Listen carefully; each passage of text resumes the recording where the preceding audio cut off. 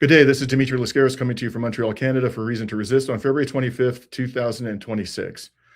A new poll by Nanos Research, a reputable polling firm in Canada, has found that most Canadians consider our greatest ally, the United States, to be the greatest threat to Canada's security. This poll was conducted from January 30th to February 4th of this year. It found that 55%, a majority of respondents, believe that the United States poses the greatest threat to Canada's security right now. By contrast, only 15% of respondents believe that China poses the greatest threat, and 14% thought it was Russia. In other words, the percentage of respondents who believe that the US is the greatest threat was by far more than China and Russia combined. I also note that the number of respondents or percentage of respondents who thought that Iran was the greatest threat almost didn't register because it was so low, significantly below even the result for India. And yet, judging from the political discourse in this country, you would think that Iran is on the verge of devastating Canada. In any case, the new poll is, I would suggest, striking for several reasons. First, the United States is by far Canada's largest trading partner and has been for a very long time. In 2024-25, the value of Canadian exports to the United States amounted to $435 billion. This accounted for more than 76% of Canada's exports. The value of Canadian exports to China, which was the second most important destination for Canadian goods, amounted to only $22 billion, or approximately 4% of Canadian exports. Another fact which makes the Nanos poll so striking is that Canada has entered into various security arrangements with the United States, in which the United States is without question the dominant partner. Canada, for example, is of course a member of NATO, and NATO military spending is overwhelmingly from the United States. You'll see here the estimated military spending of NATO countries for 2025. The United States is far and away the largest at nearly $1 trillion. The total level of military spending estimated for 2025 for NATO was a little less than 1.6 trillion. And on top of all of that, Canada is, of course, a member of the bilateral arrangement with the United States known as the North American Air Defense System, or NORAD. It is also a member of what I regard as a white supremacist intelligence organization, the Five Eyes, which consists of Canada, New Zealand, Australia, the United States, and the United Kingdom. So if most Canadians believe, as clearly is the case, that the US is the greatest threat to the security of Canada, then what is the point of Canada's membership in these security arrangements, which impose quite significant constraints on Canadian sovereignty? And for example, NATO alone is now demanding that Canada spend the eye-watering amount of 5% of GDP annually on the military, a demand to which Prime Minister Goldman Sachs has readily acceded. Now, the last thing I want to say about these poll results, and just put them back up on the screen there, I think anybody who observes in an objective, dispassionate manner the political discourse in the corporate media and amongst the Canadian political elite, you would think that China and Russia are far and away the greatest threats to Canadian security. They just can't stop talking about the supposed threats posed by these two countries. Just imagine what these results would have been if we weren't constantly bombarded with claims that the Russians or the Chinese are going to come pouring into this country any day now and divest us of our sovereignty.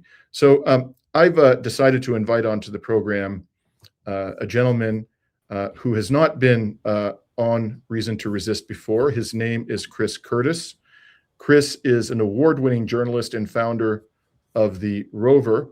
And this was a website that Chris set up to report independently and liberate himself, as I understand it, from the strictures of the corporate media. He was formerly working at the Montreal Gazette for nearly a decade, which is part of the Postmedia empire, We're going to be talking about that today. Postmedia, by the way, is the largest newspaper publisher in Canada and happens to be controlled by a U.S. hedge fund, Chatham Asset Management. Yeah, they own about 66% of their shares.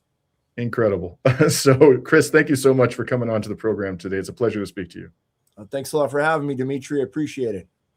So, Chris, I want to start by asking you about the trade relationship between Canada and the United States. Until Donald Trump first entered the White House in 2017, my impression was that many Canadians seemed content with the North American Free Trade Agreement, as we called it back then, which, of course, tightly intertwined the economies of the United States, Canada, and Mexico. But as you recently observed in an article titled "Canadians Cash In While America Burns," NAFTA wasn't so popular among Canadians when it was first debated. Could you tell us about that? Yeah, well, when the issue was first raised in the 1980s under Prime Minister Brian Mulroney, only 38% of Canadians were in favor of free trade, and I mean it's fairly obvious why the Americans have such a gigantic advantage over us, and if we start playing by their rules, then we're going to have to lower a lot of our standards, labor standards and social services to match what their labor pool looks like. And it's essentially just going to create the only wealth it's really creating in Canada is it's essentially created a new class of millionaires and billionaires. But there have been thousands of Canadian companies that have been absorbed by American companies. Our political and economic interests are so much more intertwined than we realize. I mean, we're going to talk about this later, but a number of Canadian companies are participating in ICE's roundup and detention of migrants. I think a lot of people back then saw this coming, and then it just sort of, it happens. There's a lot of campaigning. There's a lot of propaganda. Everyone's going to get richer, but that hasn't happened at all. We've actually seen our public healthcare system collapse and our social safety net basically disappear in the 30 plus years since we started free trade with the United States. Now, your article takes a critical look at how the government of Mark Carney, aka Prime Minister Goldman Sachs, is responding to the economic aggression of the Trump regime, and you critique Carney's so-called nation-building projects with a special focus on the huge investment Carney's government is making to promote the sale of Canadian oil to Asian markets. Please tell us about your critique. Why are you skeptical that this is actually going to be of benefit to Canadian workers? Well, I mean, look, beyond the fact that we're in a climate crisis, and we should question the wisdom of extracting billions and billions of dollars worth of oil and exporting it, and we should be phasing away from fossil fuels. That's what all of our international commitments so far have kind of like ordered us to do. But if the point is to build Canadian wealth, and through that wealth to strengthen our solidarity with each other, to spend more on our military, to have a better, wealthier country, then it kind of defeats the purpose, because most of these companies that are involved in the tar sands in Alberta, most of them are publicly traded, and about, the five biggest companies, I think on average, are about 60% owned by American companies, right? And these aren't just like mom and pop investors. These are like the biggest investment banks and investment groups in the United States. So that's one part of it. And what we're seeing is a smaller and smaller share of the profits from the energy boom are making their way to workers. There was a really good report by the Alberta Federation of Labor in October that found that so there's been two really big energy booms in the last 15 years. Between 2011 and 2014, there was a massive energy boom. Alberta's oil industry made about $64 billion in profit over that period, and workers got about 52% of that amount. That's a decent amount of money for the workers. There was a subsequent oil boom between 2021 and 2023. During this oil boom, profits doubled. There was $135 billion in profits extracted from the oil sands, but the workers' profit share of the profit essentially was cut in half. So instead of making 52% of that massive amount, workers only saw 27% of the earnings. So who's getting all of this money? And, the answer is obvious. Like, most of it is going to American investors, and the money that's staying here, most of that is going to our ruling class. So it's not like this big, strong nation building project. It's just more money for millionaires. Right. So let's turn now to the question of Canadian corporate support for, well, let's be blunt, American fascism. Under Trump, U.S. politics have taken a sharp turn to the right, although most Canadians seem to be quite uncomfortable with the trajectory of U.S. politics. Not all Canadians, but certainly the polls suggest that a large percentage of them are quite uncomfortable. Despite that, Canada's corporate sector doesn't seem particularly concerned about the political trajectory in the United States. And in fact, as you noted in your article, there are corporations based in Canada holding themselves out as Canadian corporations that are profiting from the US government's fascist turn, and particularly the brutal thuggery of immigration customs and enforcement, or otherwise known as ICE. Can you tell us about those corporations and how are they complicit in the brutality of ICE? Well, yeah, I mean, again, this goes back to the North American Free Trade Agreement, right? Like, our business interests are so intertwined that, like, for entrepreneurs here, we have access to a gigantic market, and many of them have taken advantage of that. So you have Garda World, one of the biggest security firms in the world, founded by Quebecer. They have an $8 million contract to oversee Alligator Alcatraz, and they've been cleared to bid on another contract that could be worth up to $138 million. They are, that's huge, right? That's you're essentially part of their, you're part of the ICE infrastructure now. You've also got. Sorry, putting up on the screen for the benefit of our. I'm sorry to interrupt you. I just want. Oh, no, it's good. This. There was a protest recently. Feel free to talk about it here in Montreal. But go ahead. Sorry to interrupt. Yeah, no, that's cool. Well, look, as you see, it's not like people are upset about this. That's Garda World's headquarters in Quebec, and the Montreal police are guarding it against these protesters. There were some violent clashes outside. A good friend of mine, William Wilson, he works for the Rover. He was there taking pictures. He got his equipment busted. He got pepper sprayed. He got batoned. But on the ground, you are seeing a lot of pushback, and obviously, like, Garda World, to the average citizen, they didn't really probably know who they were. Now they do, and they don't like Garda World, and there's pushback. Let me give you another example.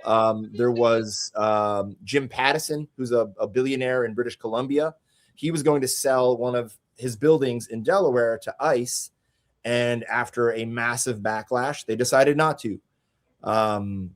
Irina Novaleski, she is the CEO of a company called Hootsuite. They provide social media services to ICE, something like a $2.8 million contract. They also have contracts with our federal government.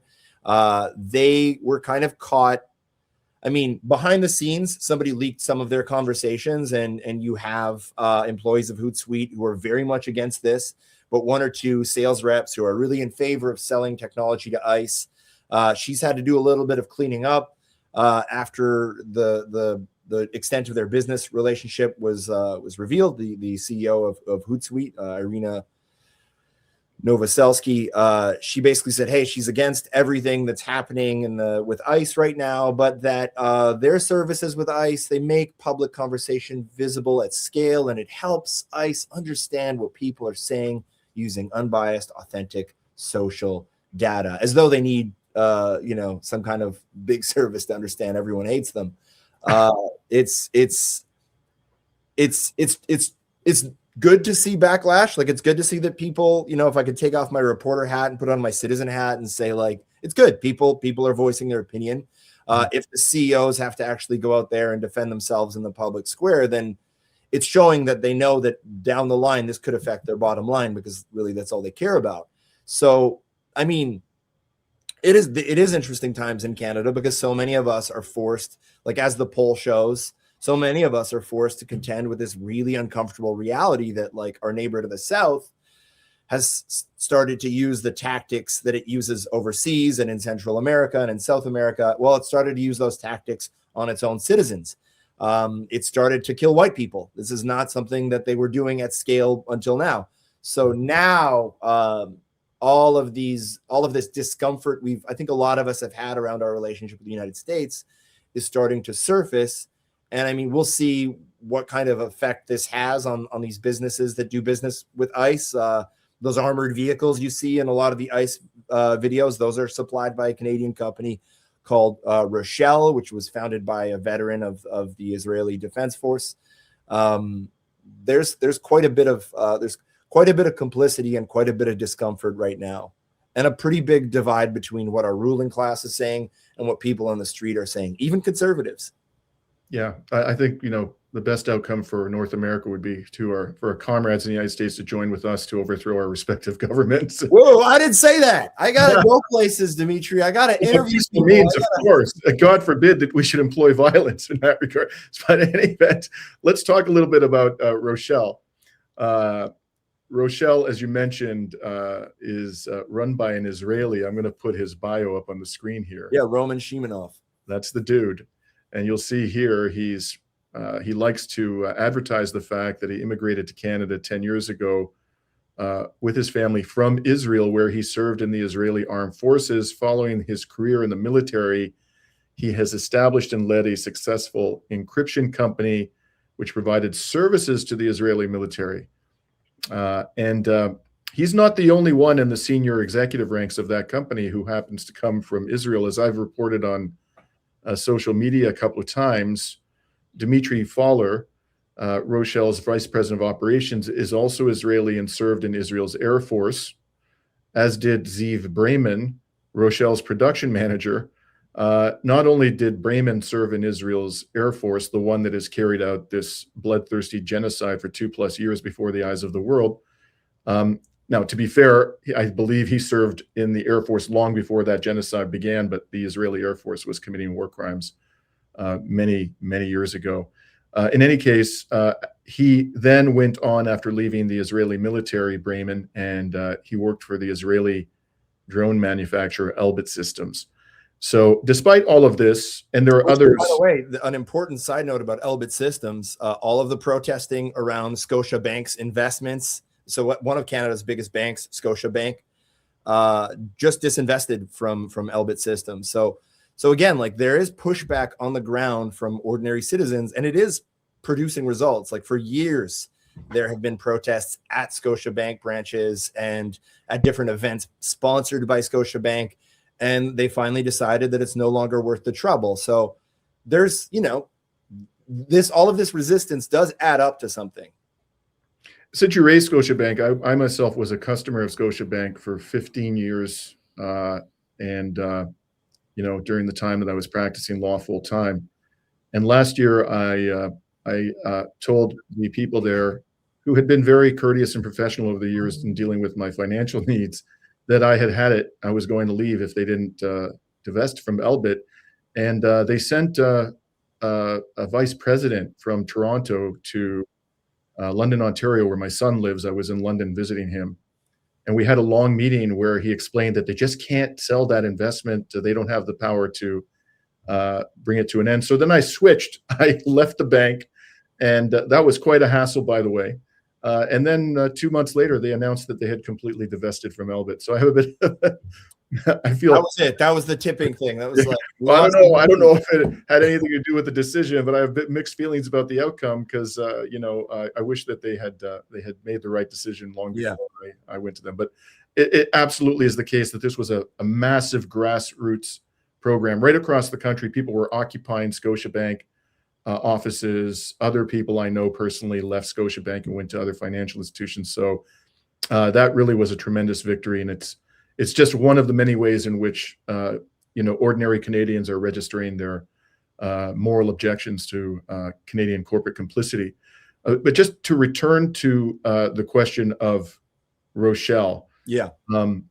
Recently, it came to light after another form of pressure was applied on the Canadian government to stop sending military equipment to Israel during the genocide. Yeah. That in Via fact the it United was States, right? Like, right. Can you tell we're us not about sending that? it to them, but we are sending components to the United States, and they're ending up in the IDF's coffers. Yeah. Yeah, and could you tell us about what the Canadian government initially claimed when it was confronted with evidence that the U.S. was basically being used as a conduit for Canadian military equipment to go to Israel? I mean, so this has been their line, and it's kind of mind bending. On the one hand, they're not selling weapons to Israel, but on the other hand, they have to honor these trade agreements that they have with the United States, with their allies. And I mean, what does that mean? Like Quebec, where we live, huge aeronautics hub, right? Like ever since World War II, when all the American planes had to stop here on their way to England, and Montreal has been an aeronautics hub. And if you're an aeronautics hub, then yeah, you're working with F-35 components. You're working with different machines that may themselves not kill people, but are attached to other machines that kill children and that kind of thing. So yeah, the government has tried to sort of have it both ways, to still support Israel without officially supporting Israel's military. And again, like I want to make sure that I'm clear about something, because it's often something that gets bandied about, these sort of accusations of anti-Semitism. Like, I don't believe that the United States or Canada, like, we're not being controlled by Israel. Like, we are voluntarily sending these weapons there. We could make it stop at any moment if we wanted to, but we don't want to, because they are a military ally. They are us militarily in the Middle East. And I'm sorry to like steer the conversation there, but I think it's very important that we emphasize that, like, no one's putting a gun to our head and making us do this. We're doing this on purpose. I couldn't agree more, man. I'm really glad you said that, because I'm kind of tired myself of listening to people say, the Zionists control the Canadian government, the U.S. government. The people who control the Canadian U.S. governments are the military-industrial complex, and they love war. They absolutely love war. They make a killing from war. And I think that Israel has been doing precisely what they want Israel to do, which is to destroy any and all resistance to their exploitation of the resources of that region, even by means of the most heinous brutality. So I myself think that Israel doesn't control us, that not we personally are the people, Yeah. but the oligarchy that rules us also directs Israel's activity. Without the support of the Western-based oligarchy, Israel could never get away with what it gets away with. No. I mean, if you cut off the weapons spigot, it's over. That's it. Exactly. And the quicker people realize this, then the quicker we can actually, have a more realistic understanding of the problem and then do something about it. So let's talk a little bit about the discourse in this country around what the greatest threats are. As I'm sure you know, Chris, the Canadian Security Intelligence Service, our intelligence agency, so-called intelligence agency in the corporate media. And I'm going to highlight two people in particular, Robert Fife and Stephen Chase at the Globe and Mail, who not too long ago received an award from a weapons manufacturer lobby group for their journalism. They have made a big fuss for quite some time about the supposed Chinese interference in Canadian politics. And to a lesser degree, they've been going on about supposed Russian interference in Canadian politics, but they really got to be in their bonnet about China. They don't seem to be too concerned about U.S. and Israeli interference in Canadian politics. In your view, Chris, which state or states interfere the most in Canadian politics? Is it China, or do you think the U.S. Is being more aggressive in that regard? Oh, I mean, the Alberta separatists met with people from the State Department recently. That has a destabilizing effect. In Quebec, we have a sovereignist party called the Parti Québécois, who are, their thing is they want to secede from Canada and create a francophone nation with a francophone nation in North America. And in order to do that, they need to be recognized by the international community, namely the United States. And they're signaling to they're working with the Alberta separatists, and they're taking a very soft stance on Trump and on the United States. And if you don't see that as some form of this is what we know about, right? We know that there are elements in the United States who are trying to destabilize politics here, who are basically, in the case of Alberta, I think what they're trying to do is look, if Alberta separates, Canada plays hardball, the United States could float hundreds of millions in hundreds of billions in loans to Alberta, while things stabilize, and those loans would come with conditions. So, I mean, these are just examples that we know of. And, of course, Robert Fife, like every big newspaper, they've got someone who the cops like or the security apparatus likes, and they leak shit to them. And it looks like amazing journalism and hard hitting, but really you end up kind of just being their errand boy. And, I'm not calling Robert Fife a boy, but he is doing a lot of sort of back scratching for them when he doesn't necessarily need to. And yeah, he is like considered in Canada one of the most highly respected political journalists. He was one of the people who broke, this is extremely local, so I'm sorry for the international audience, the Mike Duffy Senate scandal. He's been in the game for decades. But yeah, I mean, you don't get that high in this media structure without kissing a few rings. And I think that's kind of the case. And I question, like the China, like, look, and also like China has been caught, in Quebec trying to steal secrets from Hydro-Quebec, our state, our utilities, right? Our hydroelectricity infrastructure is among the biggest and most sophisticated in the world. So that does happen, but like we also do it to them. And that's kind of just how this stuff works. The level of interference that I think Fife is alleging, it's boogeyman shit. Now, this is a complex question, Chris, and it may be a little bit unfair for me to ask it because it is so complex. But how do you think Canada should protect itself from this growing security threat south of the border?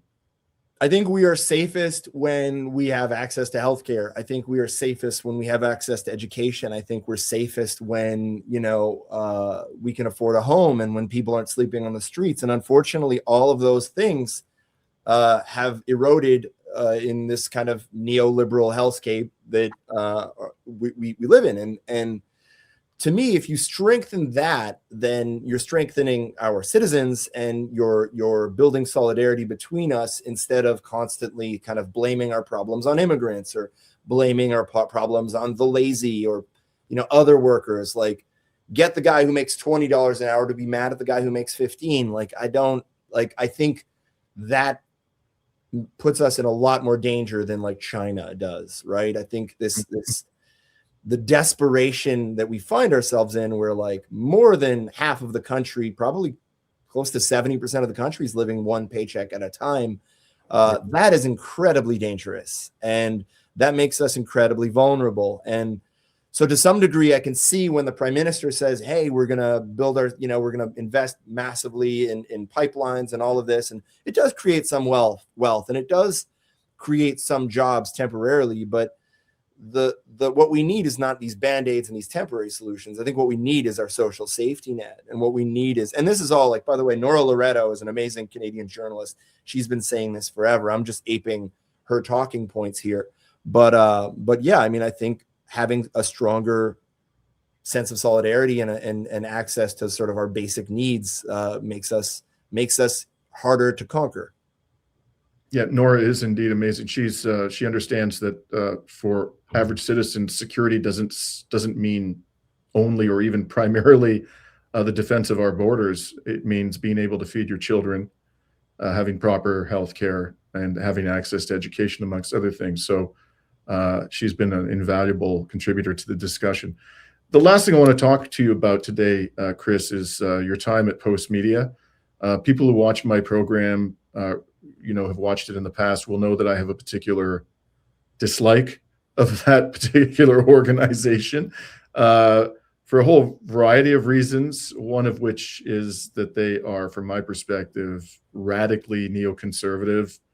They never have said a critical word about Israel. They were constantly smearing any Canadian political candidate who criticizes the genocidal entity. They love right-wing politics. They hate immigrants. I could go on and on. Yeah. As I mentioned, they are the largest newspaper publisher in Canada. I want to just tell you about a little conversation I had once. I was invited on a debate on a radio program, and they had somebody from the National Post, I can't remember who it was, debating me on freedom in the media. And And he said this to me because he knew that my view was that you could never express. I think I said this in the debate. I didn't believe it was possible to write from a left-wing perspective and be a reporter for the National Post. And he said to me, well, I've never been told not to write anything. I've never had anybody say, you can't write the story that way because it's too left-wing. And I said to him, that's because you agree with the ideological Yeah. editors, right? The first censorship is the censorship that happens in your own brain, right? Like, that they wouldn't necessarily accept this story, or they wouldn't place it as prominently as a more conservative skewed story. That, like, at the National Post, that makes sense. Although the National Post, I don't think they even have reporters anymore. They might have a reporter, but it's all mostly opinion. And it's not even an independent newspaper anymore. It's like, it's an insert in all of the Postmedia papers. Like, nobody wants it, nobody likes it, but we're still giving it to Postmedia readers. When I was at the Gazette, I'll be honest, I all of that is true. No one ever told me not to write about certain things. I got a really wide berth when it came to writing about Indigenous issues.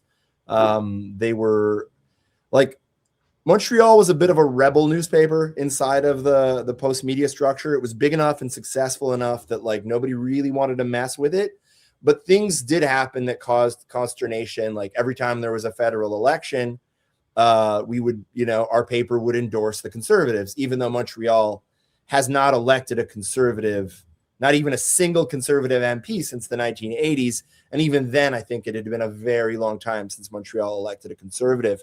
And we have dozens and dozens of ridings. We're not a conservative place at all. So you do have the kind of, like, the conservatism of Postmedia being imposed on the Gazette. I can't even imagine what it was like inside the newspaper after October 7th. I left in 2020, so I don't have to stick around for that. There's a lot of great journalists who work at the Gazette and do really great stuff, but they are under a shitload of pressure not to rock the boat on that particular issue. Decisions about how they refer to the genocide, decisions about how they are allowed, who they're allowed to interview, and that kind of things are probably being taken in Toronto. So, and as we said at the beginning, this is a company, this is Canada's biggest newspaper chain, owned by an American vampire hedge fund. And that's illegal. Like, the CRTC does not allow that, but they managed to create like a loophole where, because the board of directors is stacked with Canadians, then it's fine. But, like, ultimately, the people bankrolling all of this are American, and they're very pro MAGA. So again, it shows you, like, interference in our politics, American money, right? American money essentially dictating what we can and can't say. And again, I'm not saying anyone's going to the Gazette's offices and telling them how to do their job, but I suspect that there is a lot of pressure behind the scenes. And I know everyone's doing their best, and I know they're trying hard, but it's you can't fight a machine this big and win when you're just one or two employees. It's got to be kind of collective. And you personally, since leaving the Gazette and Postmedia and starting the Rover, talk to us about how professionally your level of satisfaction as a journalist, how you compare your experience as an independent journalist with your own website to being a reporter for the Gazette. Well, look, I mean, the pain has moved somewhere else, right? Like, I used to make a pretty good wages at the Gazette every Thursday, rain or shine, a check is deposited in my account. And now I've got to, like, hustle very hard to make significantly less than I was making. But we've been able to work with young journalists who maybe don't think they'd have a voice inside of a Postmedia or a CBC or a CTV. And we've helped them develop their feature writing skills. They've taken the initiative on investigations I could never do. We have immigrants who are writing about immigration policy. We have Indigenous writers. We have folks who are on the front lines of forest fire crisis in Cree territory. These are all stories that you don't generally see in the mainstream media because, well, for all the obvious limitations, but it's been so cool to be able to work with people who have that fire in the belly and not to have to say them, like, look, our readers maybe wouldn't like that, or just go throw yourself at it. If it works, it works. If it doesn't, well, fuck it. We tried. And the fuck it we tried is like the greatest feeling, is that we're doing our best. We're working with each other. People stop me on the street and say thanks, and it's the weirdest thing because that never happened when I was at the Gazette. And we don't have the biggest audience in the world, but we have a decent sized audience, and we have a really devoted audience. I live in a house that one of our readers lets me live in for free. Like, that is the degree of dedication that our readers have to this project. It's an amazing feeling. It's incredibly stressful. I'll probably die of a heart attack tomorrow, but I love it. Like, I could never go back to corporate media, and I've had offers. So please tell us, where can people find your work? Not just the Rover, but where are you on social? Want my branch and transit number so you guys can just pour money into there? No, it's the Rover.ca. The Rover.ca. We mostly do Quebec-based and Canada-based stuff, but it's good journalism, and it can even be relevant to an international audience at times. Or if you just want to understand more about Canada, it's all free. Nothing's behind a paywall. If you want to support us, you can. It's on our website. So the Rover.ca or the Rover.ca/newsletter. If you want to subscribe to our free newsletter, we love having as many people on board as possible. We try and make our stuff digestible to everybody, whether you're super political or you're not.